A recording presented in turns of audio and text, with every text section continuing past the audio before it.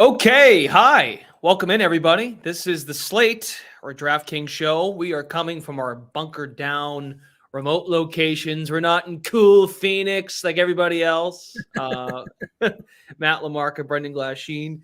We'll do a little bit of everything tonight. We'll do some Super Bowl 57, work our way into the NBA. Trade deadlines on Thursday. Kyrie Irving on the move yesterday to the Dallas Mavericks. Spencer Dinwiddie, Dorian Finney-Smith.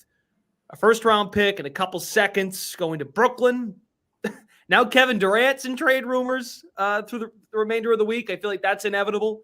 Or Sean Marks, someone's putting that out there to just get the kick the tires, and should be a good week. I mean, it's classic NBA, right? Like the build-up. You had the whole week last week where you're like, okay, like we're building up towards the Super Bowl, and there's the line movement and now it's been stuck on Philadelphia -1.5. And then boom, we get into the Super Bowl week, the actual week of the game.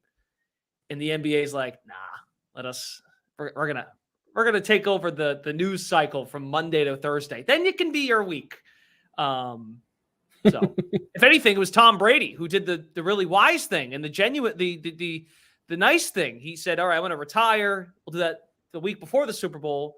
And then everyone can put their attention on the Super Bowl. So, Lamarca, we'll start football, work our way there. What are your latest thoughts on Kansas City, Philadelphia?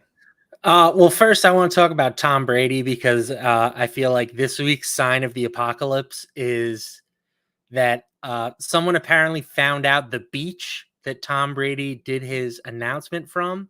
Yeah. And like collected some sand from it.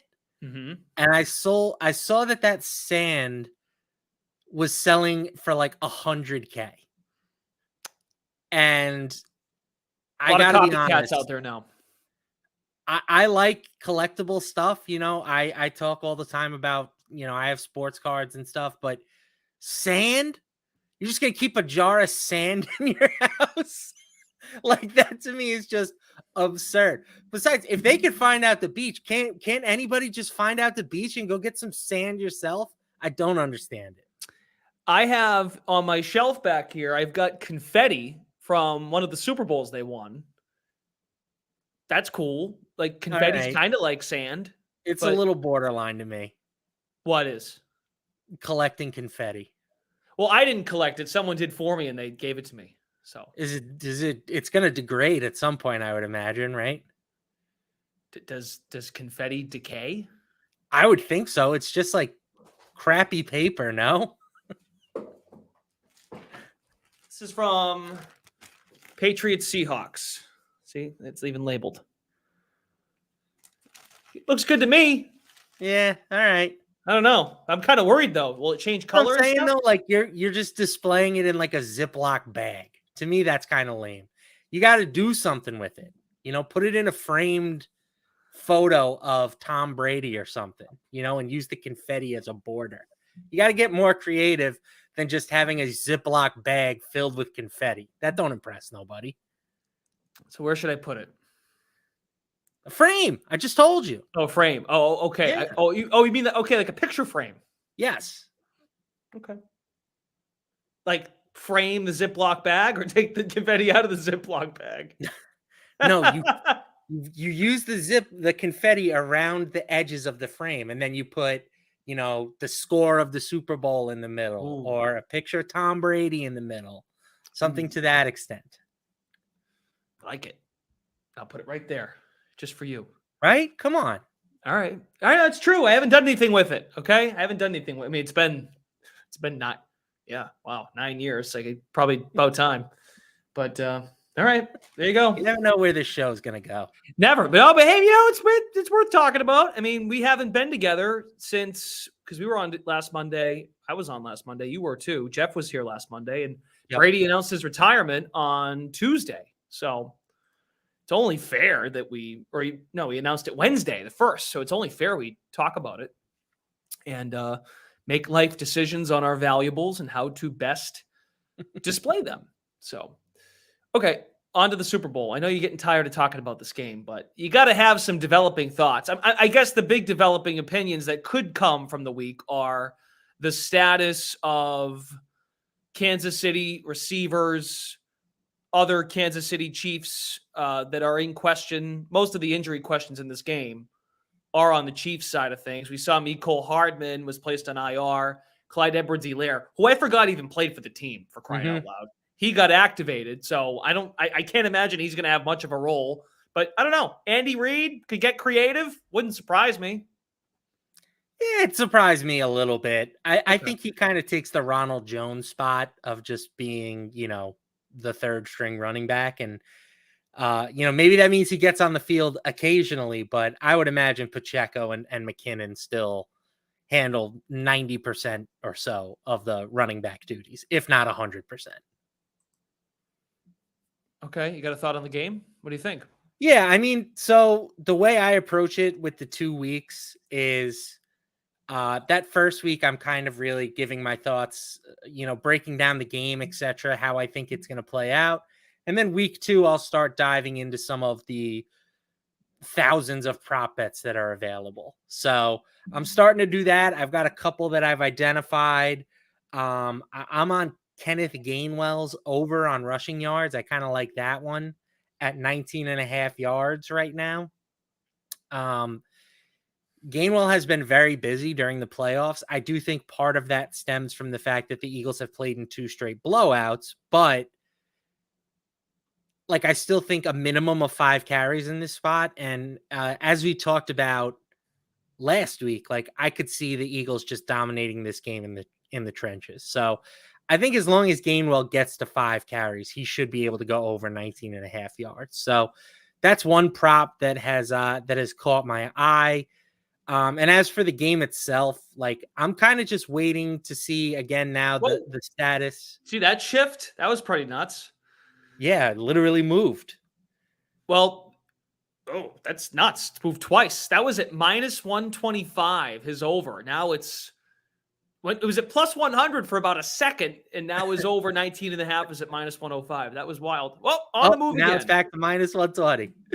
There we go. That is the beauty. I will say, this is a cool feature, the screen share. I'm not sure if folks, we're taking people behind the curtain here. We just share our screen on the desktop, and it's literally our web browser that shows the sports book, and you see that in real time. It's pretty cool. But anyway, keep going.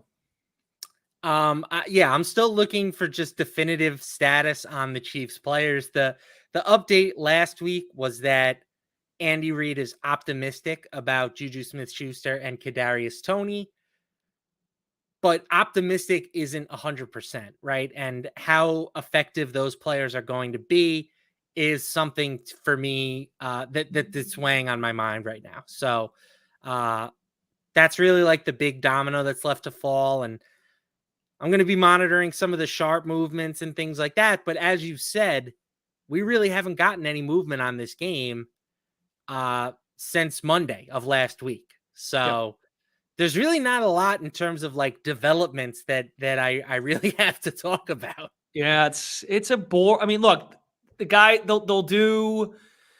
Each team will have their media availability, and maybe we get some guys talking. At this point now, everybody is just narrative driven. You're going to get the Kelsey brothers saying how much they love one another, and then Jalen Hurts will say how much he respects Patrick Mahomes, and then Mahomes will say how much he loves Andy Reid, and Andy Reid will say how much he loved his time in Philadelphia. It's just going to be lovey-lovey and just more buildup. I'm still not used to this game being in the second week of February. The game should have been yesterday.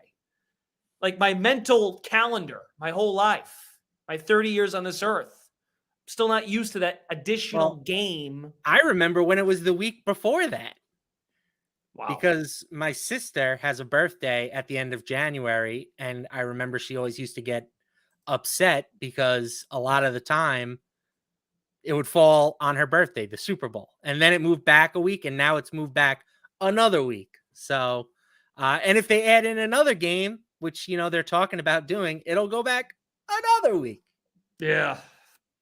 I mean, hey, we're the same people that'll, cry and moan about no football in 2 months. No, I completely agree. It doesn't matter to me when the game is played. But the problem is that the week in between is a rough sports week. We had there was nothing, man. The golf tournament is one of the worst of the season. Like, it was hard to get into anything really last weekend.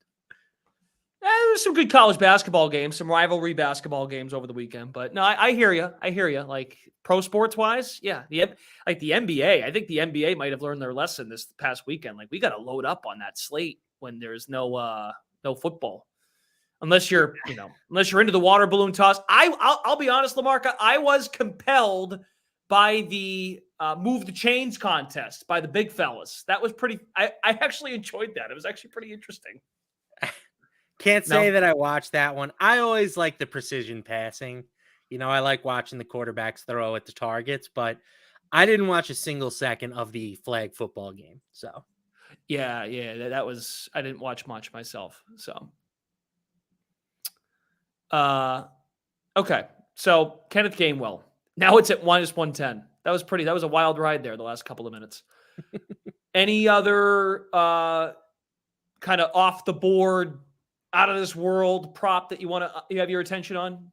Yeah, I mean, so some of the other props I'm looking at, Patrick Mahomes under on his rushing prop right now. It's at 19.5 yards. He's got a number. Okay. Yep. Right. We still don't know just how healthy his ankle is. Historically, Mahomes has been more willing to run during the postseason, right? Right. We talked about this before the injury. In his first 4 years, he averaged about 30 rushing yards per game during the playoffs, but he was at roughly 20 yards per game during the regular season. So he sees like a 10 bump in his yardage. But this season so far, and obviously he's been, impacted by this ankle injury, he's had 3 carries for 8 yards in both contests. So I don't expect him to be at 100% in this game. And he's going to be under pretty heavy pressure from this Eagles pass rush. I think that they're going to do a good job of closing him down when they do have opportunities. So I will take the under on 19.5 for Mr. Mahomes. Okay. Yeah, this was a number that going into the AFC Championship game, we didn't have, that wasn't available because of the uncertainty of the injury. And even when there was certainty, like, I don't remember seeing it anywhere at all. I'm not sure about you. I didn't see it on DraftKings. I'll tell you that much. Nope. No, and it's because it was one of those things where it's like, how low can you set it with a guy like Patrick Mahomes? Because you don't want to set yourself up to get caught with your pants down if you're the sports book, Yeah, you don't want the Mean Girls burn book. You don't want to become the burn book. So it's okay. Yeah, the market has a Patrick Mahomes rushing total. Now, with that being said, and I haven't seen this in a few days now, but where is he at with receiving yards or passing yards? Are you willing to take the over on a steep number, or is this an underplay based on the rushing total? So they've got him at 94.5. I'm just not touching it. I don't want any part of this Eagles defense. They had 70 sacks during the regular season. The next closest team was 55. Like, their pass rush is ferocious. They have an elite group of cornerbacks. They have 3 cornerbacks that are ranked in the top 23 at the position per Pro Football Focus. So this is a spot where I think that the Chiefs could struggle. But if they do struggle, Mahomes is still going to get a ton of volume from a passing perspective. And so he might be able to get there that way. So for me, this is a clear pass. If I was leaning towards a number, it would be the under. But I do think that there is a chance that, the Eagles jump out to a lead and Mahomes ends up having to throw the ball like 50 times. Yeah. So what fascinates me a little bit, and if you take a look, and it's a mainstream topic, the Super Bowl MVP, but I like to bring it up because in a lot of cases, and I know we did this last week a little bit, but there has been some movement on this. The line, both quarterbacks, the line is moving. They're fairly similar. See, now Mahomes is at plus 125, Hurts now at just plus 120. You can get the Eagles on the money line at -125, and you might say, well, there might be value in taking Jalen Hurts as Super Bowl MVP. But I'm only bringing this up because it is a popular way to some would think the two correlate. But I find it interesting that now they're both closer together. That to me is a reflection that the point spread should be, and it is 1.5 is a pick 'em pretty much. Yeah, well, but if you look at it on the money line, right? So the Chiefs are plus 105 on the money line. Yep. And you can get Mahomes at plus 125. So we're talking like 20 cents worth of difference. Yep. The Eagles are minus 125, and you can get Hurts at plus 120. So that's 45 cents worth of difference. So to me, what that's telling me is that bettors see a more likely scenario that the Eagles win and someone else is the MVP, as opposed to the Chiefs. And that makes perfect sense to me. I think if the Chiefs win, Patrick Mahomes is going to win the MVP. Maybe there's an outside chance that somebody like a Travis Kelce could do it, or a Chris Jones if he has a huge game defensively. But I would say like 95% of Chiefs win outcomes end with Patrick Mahomes winning the MVP. Yeah, that's good stuff. I mean, it's math, but that's good stuff. That's a good way of putting it, right? Like 45-cent difference with Jalen Hurts, Patrick Mahomes, you're talking just a 20-cent difference. So that's a reflection of folks thinking that's the game script plays out. We don't know the game script, everybody. Got to get that joke out of the way. Jeez, it's just the internet is such a cesspool sometimes. It really is quite amazing.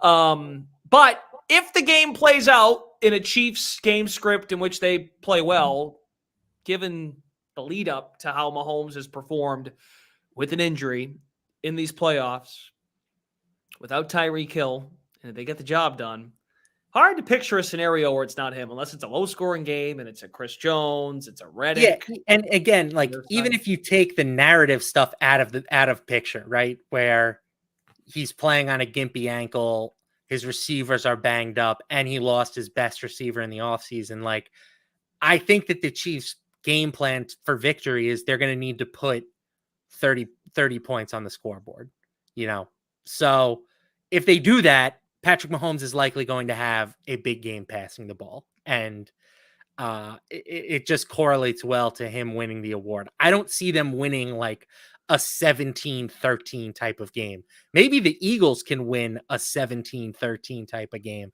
but that just doesn't seem like a realistic outcome for the Chiefs winning the Super Bowl. Okay, so before we go to the NBA, just as of now, totals at 51, which more and more dollars are coming in on an over. So that total keeps creeping up. Well, the game script leaked. I thought I saw somewhere that, not even going to go into it. Like, come on. We're with DraftKings. We're a partner of the league. Like, I'm not even going in. Better not. LaMarca, if you had to pick a side right now, Kansas City or Philadelphia, spread total over under, what are your two leans right now? So I'm sticking with the Eagles. I get why there has been a little bit of sharp activity on the Chiefs, right? You've got two really strong narratives, or two really strong trends, I guess, right? Patrick Mahomes as an underdog for his career, 7-1-1 against the spread. And then really great number. I mean, 18, most quarterbacks. The other one's 18-6-1 when Mahomes is a dog of what is it? It's a favorite of 3 or less or a favorite. Yeah. Right. Yeah. But as a dog straight 7-1-1 ATS, all good quarterbacks, or most good quarterbacks, are really good against the spread when you're giving them points. And with Mahomes being arguably the best quarterback, it's not surprising that he is really, really good in that situation. And then Andy Reid, really good with extra time to prepare. So those two things, I think, are carrying a lot of weight for the Sharps right now. But if you look at every other area of this game, right, outside of quarterback and outside of head coach, which are obviously extremely important, I don't think the Eagles just have edges there. I think they have pretty significant edges. So I'm going to trust some of the numbers on the Eagles that show them as a better team than the Chiefs. I think that, they'll be able to control the offensive line when they have the ball. They're going to control the trenches, and I think their defense is going to be able to slow down Kansas City just enough. So I will take the Eagles laying the small number. And I've been riding unders all postseason. For the most part, it has worked out for me. So I'm going to just except wild card weekend. Yeah, except wild card weekend. You are correct. I think that a lot of the times these teams are going to just play two high safeties. The Chiefs, I want to say, were one of the leaders in the league in terms of the amount of two safety looks. And that's going to lead to a lot of long Philly drives where they're just chunking up yardage underneath. So I think that there will be a lot of scoring drives. I don't see a ton of punting in this game, but I think that it's going to be long drives that end in either field goals or touchdowns. And that's not a great formula for an over. Okay. Tend to agree with you. I mean, there have been some, well, I agree with you on the total. There's something this is very squarish of me, but I can't help but continue to look at this game and think, picture myself 5 years from now. You have a chance to bet on Patrick Mahomes as an underdog in the Super Bowl against. Listen, I completely get it. I did the same thing a few weeks ago with Joe Burrow. I said, I can't believe I'm getting more than a field goal with Joe Burrow, and who is something like 7-0 or 8-0 in his career now, when he is getting more than a field goal, or at least over the last couple of years. Yeah. And it's a very similar feeling, right? But at the same time, I did say very similar things when the Chiefs were playing the Buccaneers in the Super Bowl a couple of years ago. Yeah, man, that's Brady. That's different. I can't believe I'm laying less than a field goal with Patrick Mahomes right now, So yeah, that's Tommy though. Both ways. That's Tom Brady. Like, this is Jalen Hurts. Like, that's different. That's a little different. That was pre-Sand retirement Tom Brady. Super Bowl, by the way.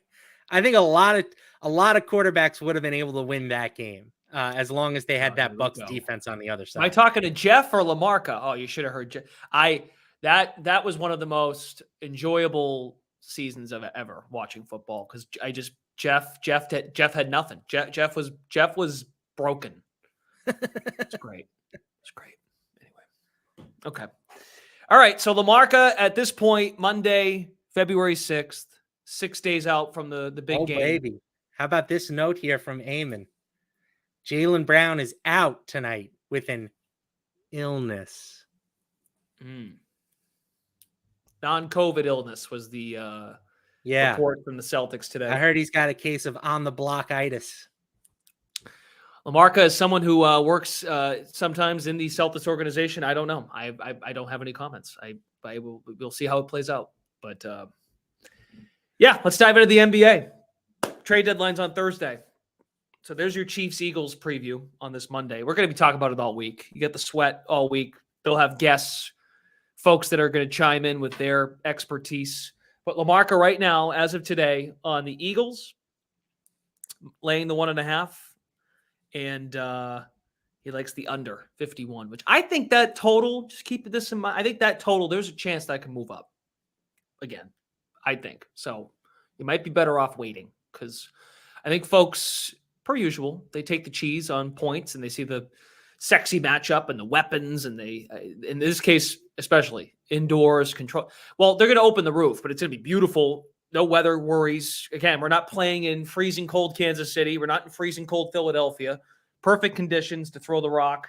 But I think Lamarca nailed it. Those, especially Philadelphia and Kansas City throughout the season with no Hill, they have become more efficient. They can work some clock, but the Eagles have done it in 2 playoff games.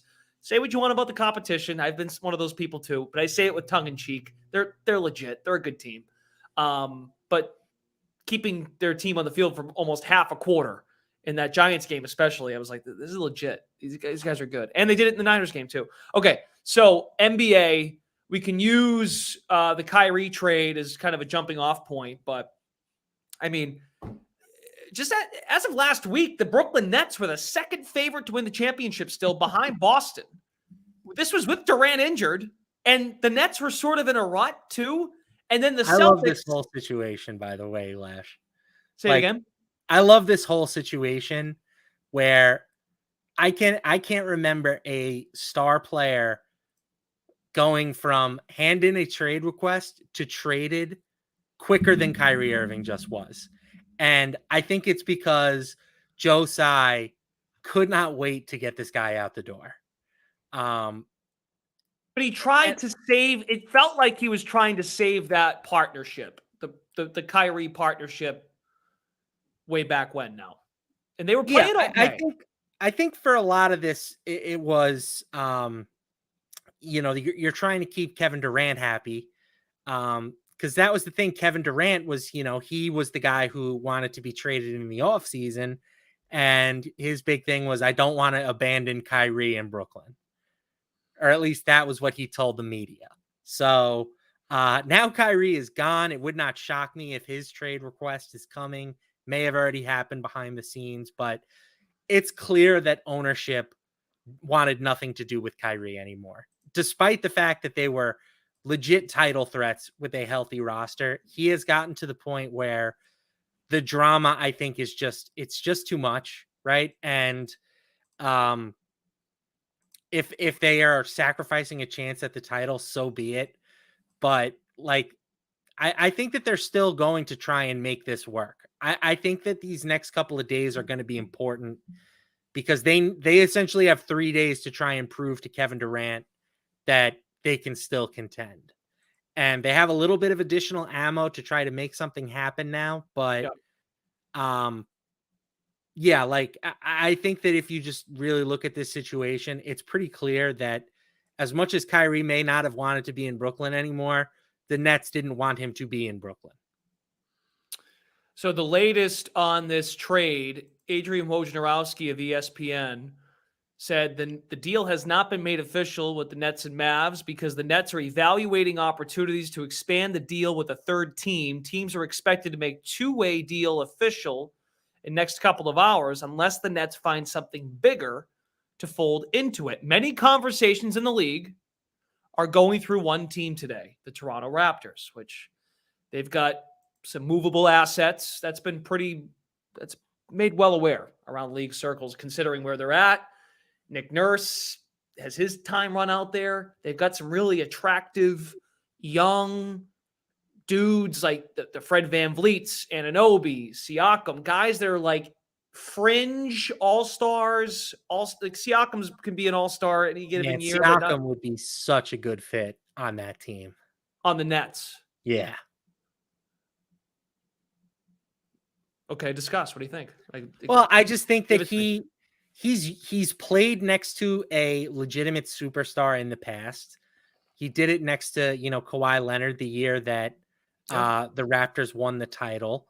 And I think he's probably not the greatest fit for a team as your lead scorer, but as a number 2 scorer who can distribute the ball a little bit, who plays defense, who can rebound. Like, to me, he is just so perfect next to Kevin Durant. He's going to do a lot of the secondary stuff that I think that, like, it's a more logical team fit, in my opinion. Like, Kyrie Irving and Kevin Durant, as much as they are two offensive geniuses, only one of them can have the ball at a given time, right? Like, they don't necessarily mesh together perfectly.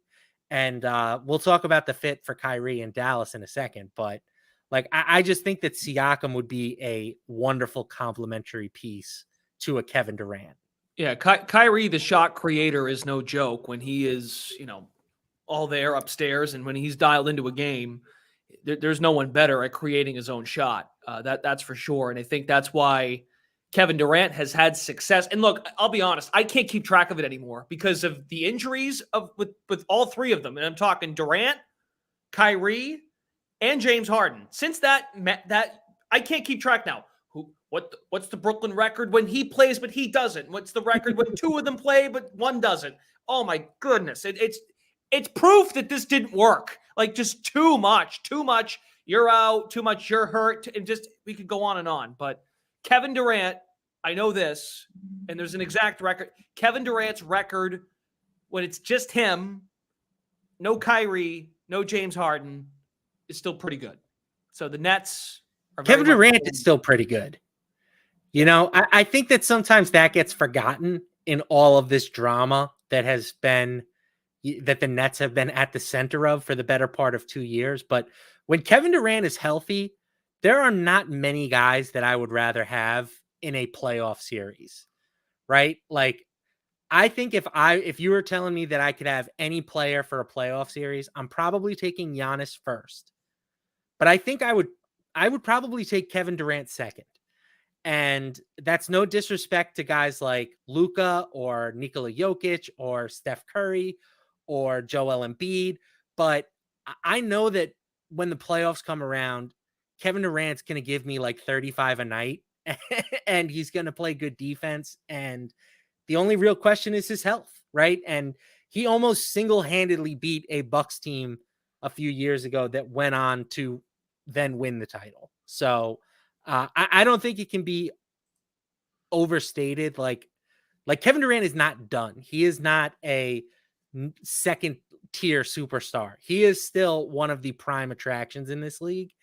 And if the Nets can do enough building up a roster around him, I think that they are still more than capable of contending. We'll see if Dinwiddie, for Dorian Finney-Smith, if those players, because we're talking about it now. We just brought up the report from Woj and other NBA insiders that there's in all likelihood a third team that might get involved to make this work, and that's why these guys might get flipped elsewhere. So I know Dinwiddie was on Twitter being like, "Oh man, like my son's excited to go back home." That's where Dinwiddie started his career. But hey, hold the phone. He might not. I think that Dinwiddie will end up in Brooklyn. It's whether or not they can flip some of these future picks that they now have acquired to bring in another player alongside him. Because I would imagine. I know Dinwiddie makes a decent penny, but they've got some room now. They've got some room to fill this roster with some. Yeah, they might still have to shed a little bit of salary, but I think it's more they're starting to acquire some draft capital to make some moves. So I think a team like Toronto, you look at them, they're 12th in the East right now. And could they make a run and get into like the play-in tournament? I think it's possible, but I think they're at the point where they have to seriously start considering a rebuild. And if you could get some unprotected picks from the Nets, maybe plus some of this stuff that they've gotten recently, like I think that's a road that you have to consider, because the unprotected picks have gotten to the point where they are now extremely valuable, right? You look at like what the Pelicans got for Anthony Davis, and I say it all the time. The Lakers still make that trade, right? Because they got their title out of it, but the Pelicans could end up making out like bandits with all of those Lakers unprotected picks should LeBron James leave and this team just collapses. So same thing with the Thunder and some of the Clipper picks. So like there are plenty of scenarios where I think teams will be interested in acquiring draft capital from Brooklyn. So let's look at this from a Mavs perspective. On the DraftKings Sportsbook, they are the 5th favorite to come out of the West. Denver, Clippers, Grizzlies, Warriors. There's Dallas at plus 700. And then to win the championship, Dallas is at plus 1,500. So they are inside the top 8. So the Nets go bye-bye. Boston, Milwaukee, Philly are the standouts in the East. I'd imagine that this is an overcorrection or an overreaction, I should say. I guess overcorrection is a term that works too. You're probably better. You could probably wait on this, right, with Dallas if you wanted to, because this seems like, all right, hey, look, the Mavs are going to be good with these 2 players. Luka's got another guy. It feels like they want folks to take the cheese on this right away. I'm not buying this. The Dallas Mavericks to win the title this year. I think that when you look at all the things that Luka Doncic does, now you're just going to kind of ask him to do slightly less, right? And maybe that will help him from an efficiency standpoint, but I don't know if that necessarily makes them like a drastically better basketball team, right? It's kind of the same problem with having Kyrie Irving and James Harden playing next to each other, right? You've got 2 very ball dominant players who don't do a ton when they don't have the ball in their hands. So unless the goal is to make Kyrie Irving like the most overqualified spot up shooter in basketball. I just don't see this as a great fit.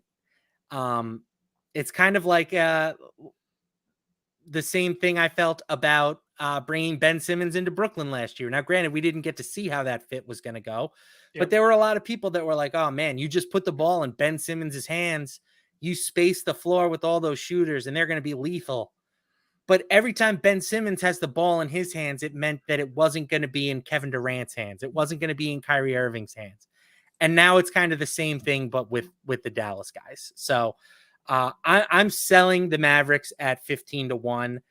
I think the West is like fascinating right now because I've been saying that I don't see the Warriors losing if they're healthy.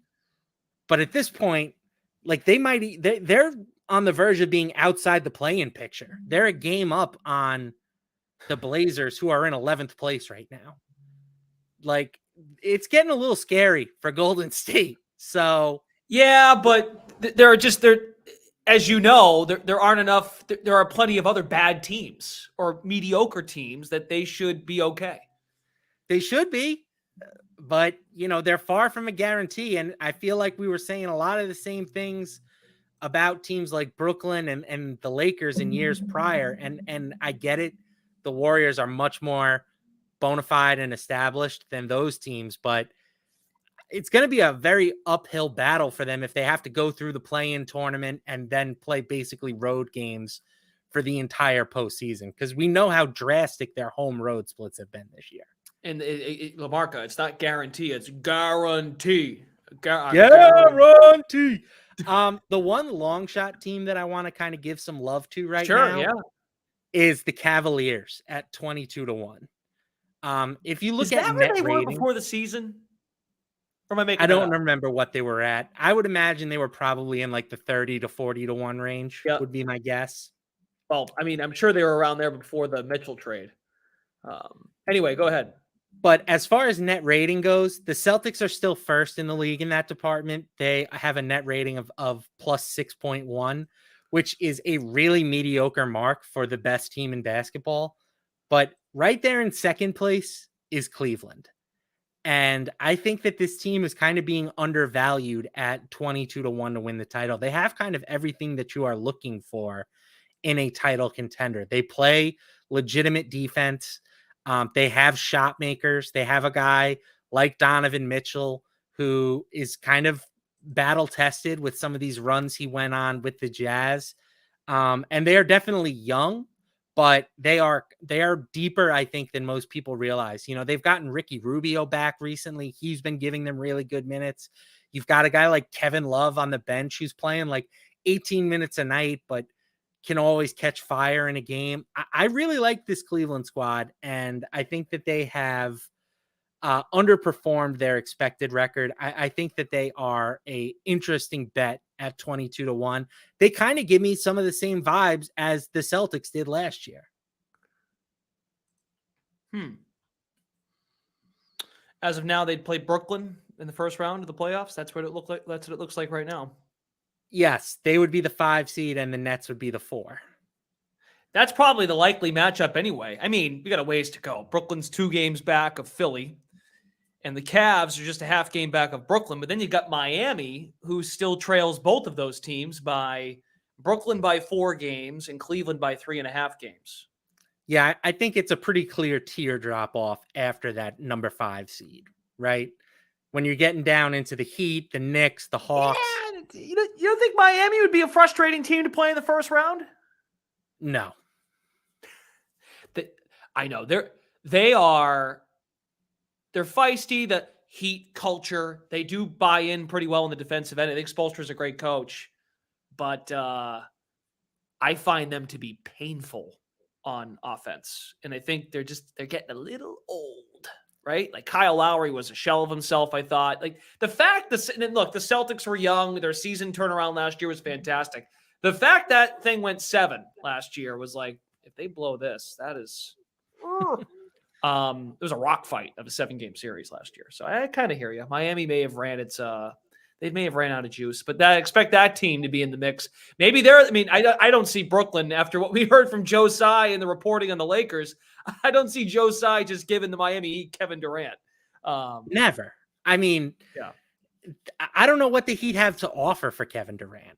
I really think if Durant gets moved, he's going to Boston in exchange for Jaylen Brown, or he's going to the Suns and they're getting DeAndre Ayton back. I think those are the only two legitimate scenarios. All right. That's all the time we have. I don't have any comments on that. You know what? I understand Matt Cody wants us to get off the air. I have to just give 15 seconds on Kevin Durant to Brooklyn or to Boston. I know that you guys love the Jasons, the Jason Tatum, Jaylen Brown pairing, and it is a great pairing, but it's time to win a title. And the team is undoubtedly better with Kevin Durant in place of Jaylen Brown this year. And they need, if that move is something that's on the table, I think they would be foolish not to do it. You're keeping Jason Tatum. He's your best player, and you're bringing in another, top 10 NBA player to complement with Jason Tatum. They would be worth their lofty price tag to win the title if they made that move. Look, I really can't speak on the matter, LaMarca. That's all. I can't. Like, I kind of like, this isn't me trying to pull a Kaufman. Kaufman will be like, "Oh, you're crazy to." I think if just as a fan of the league, Brad Stevens, since he's had this job, has done a very good job of looking into this. He's crossed his T's and dotted his I's. So, anywho, should be great build up to Thursday, especially if it happens or it doesn't happen.